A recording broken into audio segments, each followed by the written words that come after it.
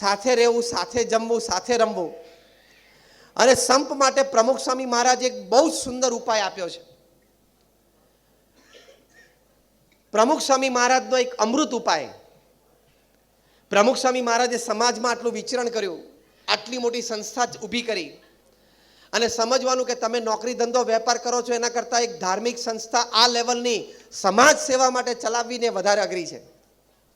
કારણ કે તમારે તો કોર્પોરેટ વર્ક સ્ટ્રક્ચર હોય એટલે there you have a pay and smile relationship. તમારું કામ તમારા કર્મચારીને ગમતું હોય એટલે કે તમારો પગાર ગમતો હોય એટલે એના ચહેરા ઉપર સ્મિત હોય, અને તમારા કર્મચારીનો કામ તમને ગમતું એટલે તમારા ચહેરા ઉપર સ્મિત હોય, એટલે એને શું કહેવાય? Pay and smile relationship. અહીંયા એનજીઓમાં અમે કામ કરતા હોય સર્વ એન્ડ સ્માઇલ, સેવા કરવાની, ચહેરા ઉપર સ્મિત રાખવાનું. આ રીતે કામ લેવું અને કરાવવું ને વધારે અઘરું છે. તો પ્રમુખ સ્વામી મહારાજે એમના વિશાળ અનુભવ પરથી, કારણ કે 3.5 લાખ ઘરોમાં પધરામણી કરી એટલે પરિવારના વિખવાદ બહુ નજીકથી એમણે જોયા.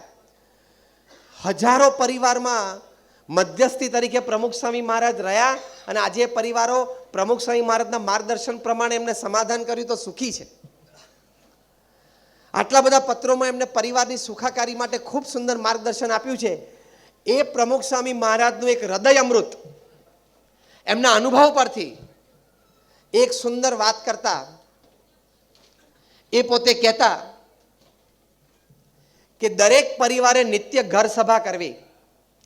આ તમારા પરિવારના સંપ માટે, પરિવારના દરેક સભ્યોના સંસ્કાર માટે અને પરિવારના ભાવિ ઉજ્જવળ ભાવિ માટે ખૂબ જરૂરી છે.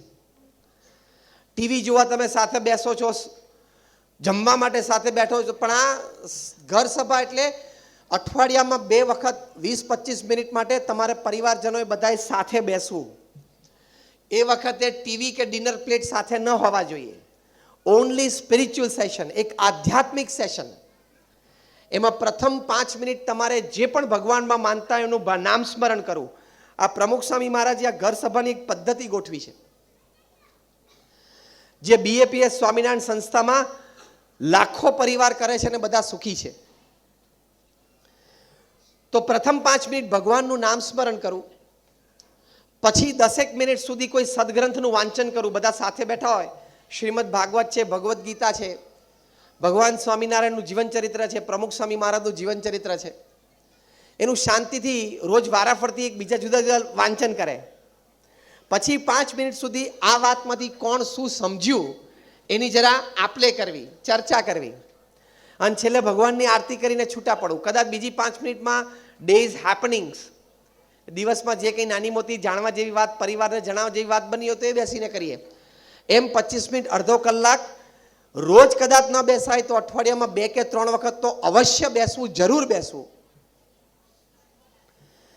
આ ઘર સભા નામનું પુસ્તક BAPS સંસ્થા તરફથી પ્રકાશિત થયું છે. એમાં રિયલ લાઈફ ઇન્સિડન્ટ્સ લખ્યા છે. કેટલા બધા પરિવારોમાં કુસંપ હતો તો સંપ થયો, કેટલા બધા પરિવારોમાં કંઈ અણસમજણ હતી, કેટલા બધા પરિવારોમાં સાસુ વહુના ઘણા બધા પ્રશ્નો હતા તો સાથે બેસતા થયા, વાતચીત કરતા થયા, એમાંથી જરા અંતર ઓછું થયું, તૂટ્યું અને સાથે રહ્યા. કારણ કે સાસુ વહુના પ્રશ્ન, જે દુનિયામાં જેટલા કોર્ટમાં કેસીસ ચાલે છે એમાંથી 65% તો સાસુ વહુના છે. અંગ્રેજીમાં રિલેશનશિપને શું કહેવાય? Mother in law, daughter in law. તો મને ઘણી વખત પ્રશ્ન થતો હતો કે આવો શબ્દ શોધ્યો કેવી રીતે, mother in law, daughter in law? પછી બહુ વિચાર પછી ખબર પડી કે આ સંબંધમાં કુદરતી લો તરફ જવાની ટેન્ડન્સી છે ને, એટલે એને mother in law, daughter in law કહેવાય. કુદરતી કાયદા તરફ જાય છે. આ સંબંધ જ છે ને કાયદા તરફ ખેંચે તમને. તો એવા સેંકડો પરિવારોમાં આ બધા વિખવાદ દૂર થયા, સંપ આવ્યો, સાથે રહ્યા. બાપ દીકરા વચ્ચે કંઈક ધંધામાં પ્રશ્ન હોય, મન દુઃખ હોય, અભિપ્રાય જરા જુદો પડતો હોય તો એ પણ ઘર સભામાં સાથે બેઠા ને એ અંતરાય ઓગળી ગયો. આવા ખૂબ બધા પ્રસંગો બન્યા છે. તો પ્રમુખ સ્વામી મહારાજ આ વાત કરતા કે ઘર સભાથી તમારા પરિવારમાં સુખ શાંતિ સ્થિરતા રહેશે, કારણ કે સંપ બધાનો દ્રઢ થશે. અને સાયન્ટિફિકલી પણ આ વાત સાચી છે. પ્રમુખ સ્વામી મહારાજે પોતાના અનુભવ પરથી, એમનું એક આ હૃદય અમૃત છે, એ એમને વાત કરી છે. સાયન્ટિફિકલી પણ ઇટ ઇઝ રાઈટ. હમણાં યુનિવર્સિટી ઓફ પેન્સિલ્વેનિયામાં અમેરિકામાં ડૉક્ટર એચ.જી. કોઈંગ અને ડૉક્ટર એન્ડ્રુ ન્યુબર્ગ એમણે એક પ્રયોગ કર્યો અને નામ સ્મરણથી જીવનમાં શું લાભ થાય, ભગવાનનું નામ સ્મરણ તમે કરો, એબ્સોલ્યુટલી અ સાયન્ટિફિક એક્સપેરિમેન્ટ. સ્પેશિયલ સાયકોન્યુરો સોફ્ટવેર્સથી દરેકના માઇન્ડ મેપિંગ અને એમઆરઆઈસ થયા. પછી એ લોકોને રોજ 8 અઠવાડિયા સુધી 12 મિનિટ ભગવાનનું નામ સ્મરણ કરાવડાવ્યું અને એમાં કન્ક્લુઝન રિપોર્ટમાં આ સાયકોન્યુરો સોફ્ટવેર 2.0 થી પાછા માઇન્ડ મેપિંગ ને એમઆરઆઈસ થઈ એમાં ખબર પડી કે જે નાના બાળકો હતા 4 થી 12 વર્ષના, એ લોકોએ 12 મિનિટ પણ રોજ ભગવાનનું નામ સ્મરણ કર્યું તો એ લોકોને 15 થી 23% એમના મેમરી પાવરમાં વધારો થયો.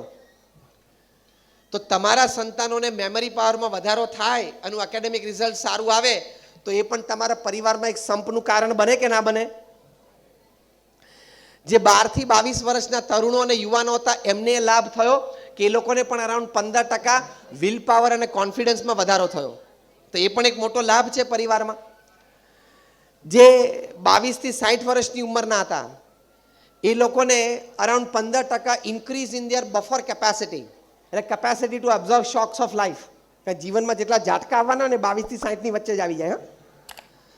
તો એ ઝાટકા સહન કરવાની વૃત્તિ.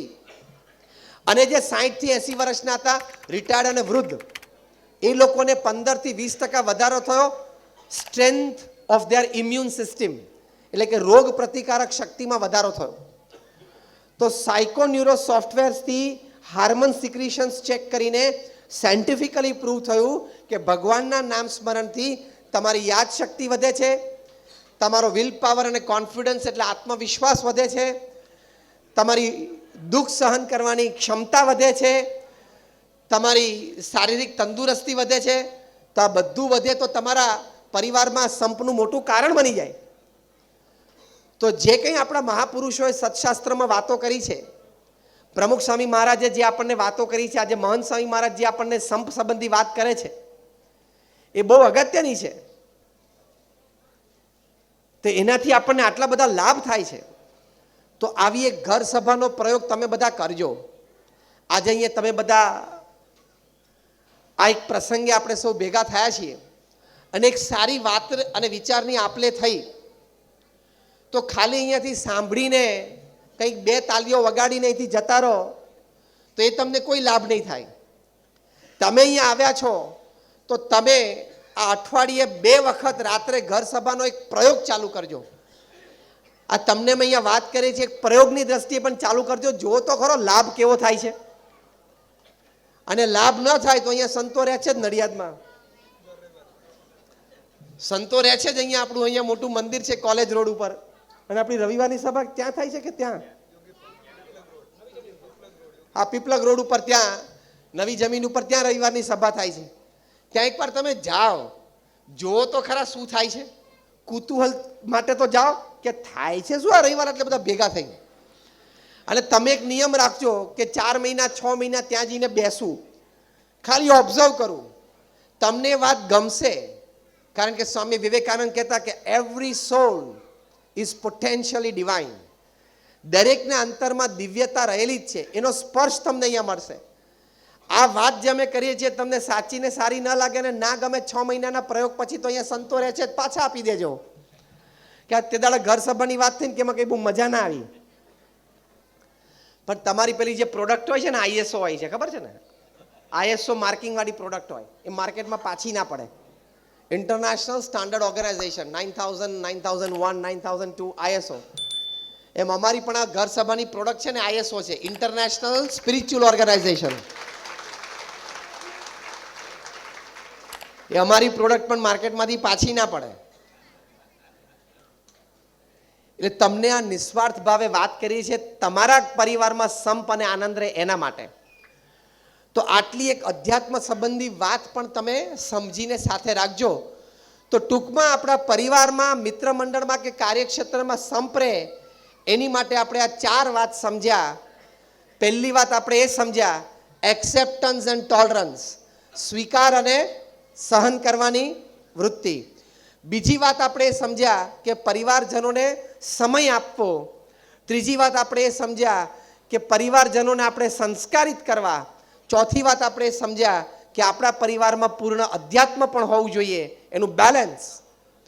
તો તમારા પરિવારમાં સુખ શાંતિ અને આનંદ રહેશે. અને એ વાત પણ હકીકત સમજજો કે if you have won the hall world but if you loose your family you are a loser. તમે આખી દુનિયા જીતી લો, કામ ધંધો વેપાર કરીને કરોડો રૂપિયા ગોઠવી લો, પણ તમારા પરિવારમાં સંપ ના હોય ને તમે પરિવારનો આનંદ ના લઈ શકતા હો તો તમે લૂઝર જ છો. તમે જીવનમાં ખોટ જ ખાધી છે. એટલે આવી રીતે આ ચાર સંબંધી વિચાર અને વર્તન આપણે દ્રઢ કરી આપણા જીવનમાં એનું પાલન કરીને પરિવારમાં અને આપણા મિત્ર મંડળમાં સમાજમાં સુખ શાંતિથી સંપત્તિ સારી રીતે રહી શકીએ એવી ભગવાન સ્વામિનારાયણના ચરણોમાં આપણે પ્રાર્થના કરીએ છીએ. પરમ પૂજ્ય પ્રમુખ સ્વામી મહારાજ અને પ્રગટ ગુરુહરિ મહંત સ્વામી મહારાજના ચરણોમાં પ્રાર્થના કરીએ છીએ